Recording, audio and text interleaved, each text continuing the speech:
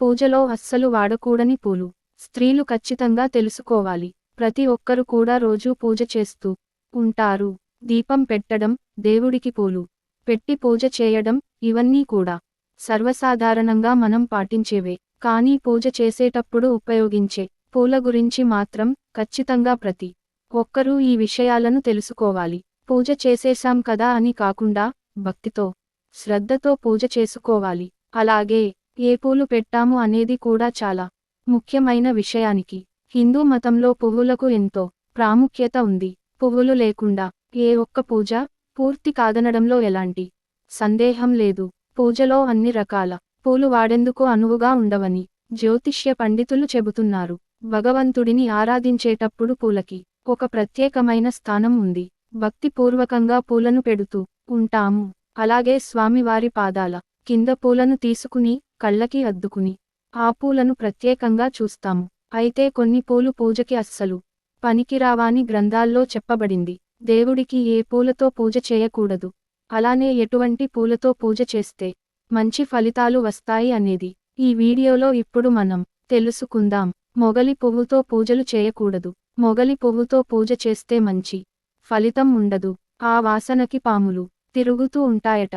కాబట్టి మొగలి పూలని పూజకి వాడకండి. అలాగే ఈ పువ్వు పూజకు పనికిరాదని శాపం కూడా ఉంది. బంతిపూలను పూజలో అస్సలు వాడకూడదని చాలామంది చెబుతుంటారు. దీనికి కారణం ఏమిటంటే క్రిమి కీటకాలను ఈ పువ్వులు ఎక్కువగా ఆకర్షిస్తూ ఉంటాయి. అందుకే దేవుని దగ్గరకు పురుగులు వస్తాయి అన్న కారణంతో బంతిపూలు పూజకు ఉపయోగించరు. అలాగే ఎటువంటి వాసన లేని పూలని, ఘాటైన వాసన కలిగిన పూలని కూడా దేవుడికి అస్సలు పెట్టకూడదు. ముళ్ళు కలిగిన పూలు, రెక్కలు తెగిన పూలు కూడా పూజకు అస్సలు వాడకూడదట.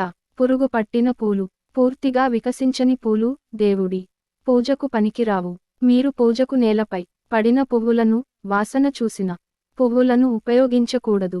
సాయంత్రం పూట మొక్కల నుండి పూలు కోయడం మానుకోవాలి. ఎందుకంటే మొక్కలు విశ్రాంతి తీసుకునే సమయం ఇది. నీళ్లతో కడిగిన పూలను దేవుడికి పూజలో పెట్టకూడదని పండితులు చెబుతున్నారు. పారిజాత పూలు తప్ప ఇతర ఏ పూలు అయినా కింద పడినచో అవి దేవుని పూజలో వాడకూడదు. అమ్మవారి పూజలకు జిల్లేడు పువ్వులను, పారిజాత పువ్వులను వాడకూడదు. వినాయకుడి పూజకు తులసి దళాలను ఉపయోగించకూడదు. స్నానం చేయకుండా చెట్టు నుండి పూలు కోయకూడదు.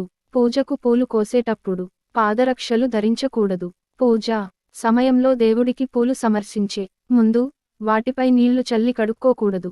శ్రీ మహావిష్ణువుకు ఉమ్మెత్త పువ్వులను ఎట్టి పరిస్థితుల్లో సమర్పించకూడదని పండితులు చెబుతున్నారు. చేపట్టిన పనులలో తరచూ ఆటంకాలు ఎదురవుతుంటే ఆదివారం రోజున సూర్య భగవానుడికి ఎర్రమందార పువ్వులతో పూజించడం వల్ల ఆటంకాలు తొలగిపోయి మీ పనిలో విజయం సాధిస్తారు. దేవతకు మొగ్గలు సమర్పిస్తే చంపా పువ్వులు, తామర పూలు తప్ప మరే ఇతర పూల మొగ్గలు సమర్పించకూడదు. మీరు పూర్తిగా వికసించిన పువ్వులను మాత్రమే దేవునికి సమర్పించాలి. ఐశ్వర్యానికి ఆది దేవత అయిన లక్ష్మీదేవికి ఇష్టమైనవి కమలం పూలు. లక్ష్మీదేవిని కమలాలతో పూజిస్తే మీకు అప్లైశ్వర్యాలు చేకూరుతాయి. శివ పూజలో శివుడికి భక్తులు తెల్ల పూలు, బిల్వపత్రం, శంఖం పూలతో పూజ చేస్తే మంచి ఫలితం ఉంటుంది. శివుడికి బిల్వపత్రాన్ని సమర్పించాలనుకున్నప్పుడు మీ వద్ద బిల్వ ఆకులు లేకపోతే మీరు ఒకసారి ఉపయోగించిన బిల్వ ఆకులను మళ్ళీ ఉపయోగించుకోవచ్చు. కానీ ఈ ఆకును 3 రోజులు మాత్రమే తిరిగి ఉపయోగించవచ్చని గుర్తుంచుకోండి.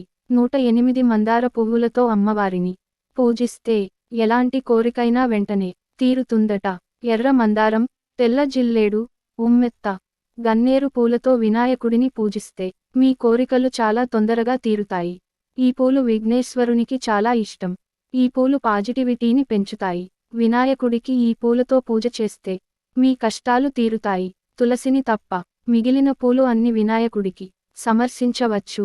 మీరు పూజలో తామర పువ్వులను ఉపయోగించాలనుకుంటే మీరు ఈ పువ్వును 5 రోజులు ఉపయోగించవచ్చు. ఎందుకంటే కమల పువ్వులు 5 రోజులు తాజాగా ఉంటాయని భక్తులు నమ్ముతారు. హనుమంతుడికి మల్లెపూలు అంటే చాలా ఇష్టం. కాబట్టి ఆంజనేయస్వామి పూజ సమయంలో మల్లెపూల నూనెను సమర్పిస్తారు. ప్రతి శనివారం హనుమాన్కి మల్లెపూలు సమర్పించి మీ కోరిక చెప్పుకుంటే ఖచ్చితంగా నెరవేరుతుంది. ఎర్ర మందార పూలను ఇంటి ఆవరణలో ఉంచడం వల్ల వాస్తు దోషాలు ఏమన్నా ఉంటే తొలగిపోతాయని వాస్తు పండితులు చెబుతున్నారు. నీళ్లతో కడిగిన పువ్వులు పూజలో వాడకూడదు. నేలపై పడి ఉన్న పువ్వులను కూడా వాడరాదు. ఎడమ చేతి నుండి తీయబడిన పువ్వులను వాడరాదు. వేరొకరి కోపానికి గురిచేసి తెచ్చిన పువ్వులు భగవంతుని పూజలో ఫలించవు. సువాసన లేని పువ్వులు దుర్వాసన వెదజల్లుతున్న పువ్వులు అపవిత్రమైన ప్రదేశంలో పెరిగిన పువ్వులను పూజకు వాడకూడదు. ఒక మొక్క నుండి పువ్వులు తీసుకున్నప్పుడు దానికి కృతజ్ఞతలు చెప్పాలి. పూజకు పూలను ఎంచుకునేటప్పుడే మన పూజ ఫలవంతం కావాలని ప్రార్థించాలి. కృష్ణుడిని పూజించడానికి పారిజాత పూలు వాడడం చాలా మంచిది. గులాబీ పూలతో దేవునికి పూజ చేస్తే మీకు కష్టాలన్నీ తీరిపోతాయని పండితులు చెబుతున్నారు. వాస్తు శాస్త్రం ప్రకారం మీ ఇంట్లో సంపద పెరగాలంటే లక్ష్మీదేవి ఆలయంలో వరుసగా 11 శుక్రవారాలు ఎర్ర గులాబీ పూలను సమర్శించండి. ఇలా చేస్తే మీ ఇంటికి ఆనందం మరియు శ్రేయస్సును ఆ అమ్మవారు తీసుకువస్తుంది. సూర్యదేవునికి పూజ చేసేటప్పుడు బిల్వపత్రాలు లేదా బిల్వ ఆకులను అస్సలు సమర్శించకూడదు.